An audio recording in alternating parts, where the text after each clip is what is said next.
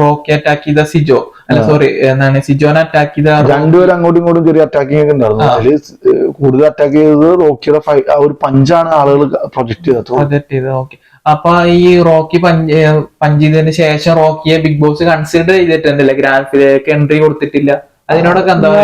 അത് മോശമായി, അത് വിളിക്കായിരുന്നു അദ്ദേഹത്തെ. അത് എന്തായാലും ഗ്രാൻഡ് ഫിനാലേക്ക് വിളിക്കാൻ ബുദ്ധിമുട്ടൊന്നുമില്ല. കാര്യം പുള്ളിയിലെ മാനസിക രോഗിയൊന്നുമല്ല. പുള്ളിക്ക് ഞാൻ വിളിച്ച് പുള്ളി ആകെ ഉണ്ടാകുന്ന ആളാണ്. ഗ്രാൻഡ് ഫിനാലെ വിളിക്കാമായിരുന്നു. അതിനു മുമ്പ് റോബിനെ വിളിച്ചിട്ടുണ്ടായിരുന്നല്ലോ ഗ്രാൻഡ് ഫിനാലില്. വിളിച്ചിട്ടുണ്ടായില്ലേ? റോബിനെ വിളിച്ചിട്ടുണ്ടായിരുന്നു. പിന്നെ ഈ പറഞ്ഞ റോക്കിനെയും വിളിക്കാം. റോബി അറ്റാക്ക് ചെയ്തൊരു റോബി ജസ്റ്റ് ഒരു പുഷാണ് കൊടുത്തത്. പക്ഷെ എന്താണെങ്കിലും പുഷാണെങ്കിലും പഞ്ചാണെങ്കിലും അയാൾ പുറത്തായി. അപ്പൊ രണ്ടുപേരും ഈ ഫിസിക്കലി അറ്റാക്ക് ചെയ്തോണ്ടല്ലോ പുറത്തായിക്കണേ.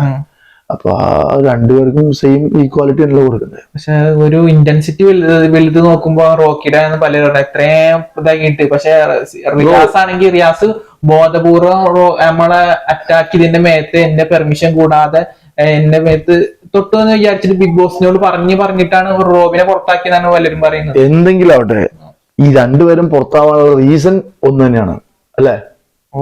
ഒരു റീസൺ അല്ലേ? അപ്പൊ ഇടിച്ചോ ഇടിക്കാതിരിക്കോ, അത് ഇപ്പൊ റോബിനല്ല റോക്കിയല്ല ഷിയാസ് അല്ല റോബ്, അങ്ങനെ രണ്ട് ആൾക്കാരാണ്.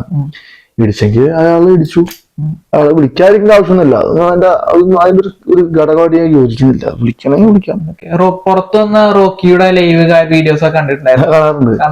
ഞാൻ മെസ്സേജ് അയച്ചിരുന്ന അതിലൊരു ബോട്ടില് വന്നിട്ട് ഭയങ്കര ഫണ്ണായിട്ട് കുറെ പോയിട്ടുണ്ടായിരുന്നു. ട്രോൾ ഒരു ബോട്ട് 20 ലക്ഷത്തിന് വെക്കുന്ന, അതൊക്കെ ബോധപൂർവ്വം വിചാരിക്കുന്നുണ്ടോ?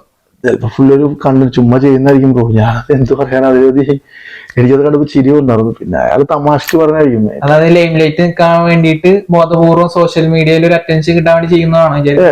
അങ്ങനെ ഞാൻ അറിയില്ല. പുള്ളി ചിലപ്പോൾ ചുമ്മാ അങ്ങനെ ചെയ്യാലോ. ഓരോ ഓരോ വീഡിയോസ് വെറുതെ ചെയ്യും. ഇപ്പൊ എന്തൊക്കെ ആളുകൾ പറയുന്നു, എയർപോർട്ടും റെയിൽവേ സ്റ്റേഷനും ഗീവ് കൊടുക്കുന്ന ആൾക്കാരുണ്ട്. പിന്നെ നമ്മൾ ഇതിനെപ്പറ്റി പഠിക്കാറുണ്ട്.